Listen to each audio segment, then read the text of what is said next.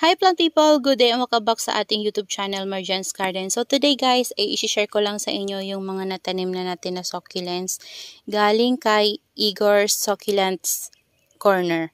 Yan, Igor's Succulent Corner. So ayan, ito sila guys. Ayan, dito ko na sila nilagay. Yan yung area dati na walang laman, diba? So dahil yan yung ilalagay ko sa kanila. Ayan, naitanim ko na sila guys, and ang medium na ginamit ko sa kanila ay yung dati nating soil mix na rice hull na bulok and fresh. So pinaghalo ko lang yon, and nag-add lang ako ng konting alnus compost, vermicast, and chicken manure sa top. Ayan. So yan yung pinagtamnan ko sa kanila. And naglagay na lang din ako guys ng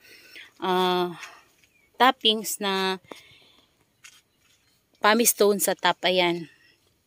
So yan yung ating clumping na raindrops. Tapos ito yung ating Echeveria frills. Ayan, napakatangkad niyan guys. O, tapos dito, nilagay ko dito yung Red Dragon Queen and yung Itna. Ayan. So, yan lang sila guys. Yan, magkakasama sila dyan na 5. So, yung isa ay nandito sa baba. Kaya wala siya dyan. So, ito na guys, yung kasama ng ating mga succulent na carunculated. So, ito yung ating Benetium drops. So, ayan siya. Dito ko siya nilagay sa pot na to. Yan, same lang guys yung medium na ginamit ko sa kanya doon sa mga kasamahan niya. Ayan, and then naglagay din tayo ng toppings na pumice stone. So, ang ganda niya talaga guys, no? Ayan, sana hindi siya mausog at mabuhay siya dito sa ating salulan. So, ayan, ang ganda nila.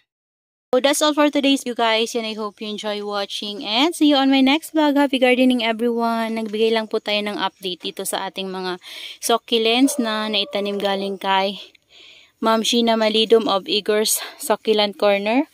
Ayan, sobrang init ngayon guys, grabe.